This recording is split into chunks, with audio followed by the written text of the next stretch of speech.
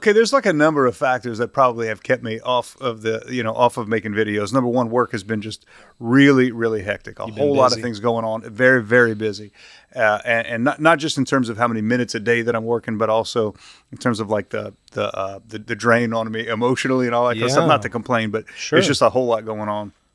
And so finding the energy at the end of the day to say, "Oh, I'm going to go record a video," it hasn't been there. I've been lucky enough to be on a couple of other people's shows, Yeah. their recordings. That's worked out. But I really do need to get back on that horse and make some videos because I enjoy doing it. I think it does some good. But there's also the backside of like I'm pretty careful with the comment section that I know people hate this, but I delete comments just to suit. If I think the comments don't do anybody any good, I just look and say I don't think I'm not gonna let that comment last forever there for the sake of the person who made the comment. I want to do them the favor of not embarrassing themselves, and I often delete those comments pretty quickly. I don't know if people hate this, right? But I do it. I mean, I have young people looking at my channel. I don't get into a ton of big controversies on my channel. Sure. So like, it's not that kind of place. It should be a safe place. And so Sure. when people start saying the crazy things that they say, I find it So, probably so best to even just in that delete environment, those you're comments. getting kind of toxic comments, and Yeah, the internet's a weird place. The internet's a weird place. It's unfortunate because I think a lot of people, maybe it's because maybe they're not that weird. Maybe in person, right? Maybe it's just the fact that they're anonymous, and maybe there's just a higher tolerance for things. Like I think about baseball and the kind of things that we, like at Jesuit High School, for example, when I go to a high school baseball game, we allow the students to get away with certain things at a baseball game that we wouldn't allow them to do during, like, let's say a golf match, right? Like golf and baseball just have different tolerances Sure. for what they allow their crowds to do. And baseball, it's even kind of funny, right? There's little things that they do, little cheers they say or whatever that could even be kind of funny. It's part of baseball. And there are rules that certainly you can't cross, but like the Yeah. tolerance is just much higher for the craziness. And maybe the internet, the tolerance is just in this place that I don't understand. So, I think part of it is the anonymity. People feel like they can get away with a lot more, if they have an anonymous account or if they're just not there in person, yeah. because I suspect that people would act very differently in person than they do online.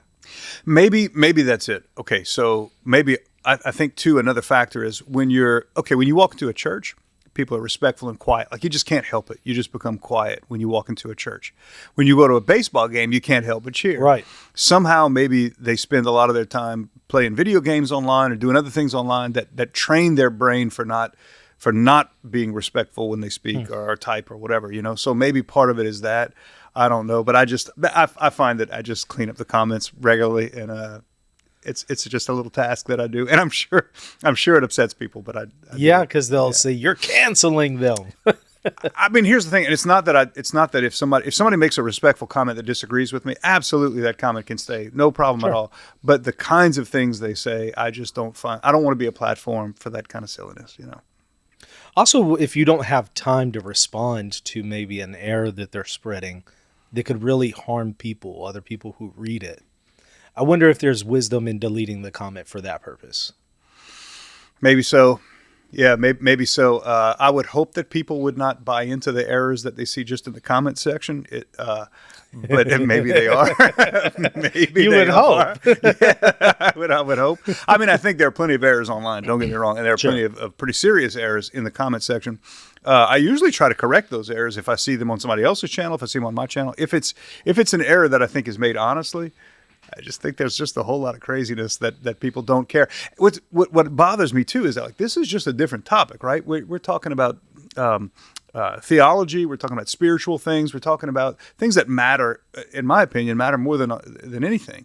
And so we're not just saying, "Hey, LeBron is no good anymore." Like we're saying, we're talking about whether or not the Pope is the Pope and how dangerous that can be. And like, it's the kind of things that, if you read canon law, some of this stuff, you might be excommunicating yourself with that comment, and maybe I'm being dramatic, but like if you take the church seriously, you ought not be putting these things in the comment section for sure. Yeah, some of it can be really, really dangerous. But it kind of goes back to that censorship debate in the question of free speech, which I've found to be fascinating because, looking at the Catholic perspective on free speech, the best that I can tell from the magisterium, it seems to say that, okay, there's a tolerance of certain errors that can be spread. There's a tolerance, Yeah. but there is some censorship if it impacts the common good. If Yeah. it harms the common good, then there should be censorship, Yeah, according to the magisterium. Yeah, I mean, a couple of things. The first is you do not have a natural right to be wrong. Yeah. Like no one has a natural right to be wrong. Number two, I think you have to look at everything teleologically, right? And so, like you ask yourself, teleologically, you judge a thing by is it accomplishing what it was made to accomplish, right? What it was made to do. And so, God made you a speaking creature, right? Right. And so, are your speech acts glorifying God? And Sure. that may sound like the bar is really high at that point. But it kind of ought to be, right? It ought to be. true. I mean, certainly there's plenty of scripture that talks about bridling your Oh, tongue yeah. and all that kind of Yeah. stuff. So, okay, well, YouTube, how different is YouTube then from speech? I think a lot of people don't realize that the New Testament does regulate speech. It even tells us to avoid profanity and things like that. I think a lot of people, Right. Well, don't like that or don't know that that's there. So just something to ponder, right? Uh-huh. Think about this.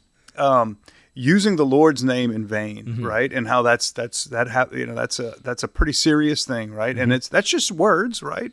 And yet using the Lord's name, it's like it's the kind of, there are certain words that ought to be sacred, certain Sure. words that ought to be, and we also say that God is truth, right? Mm-hmm. In the transcendental sense.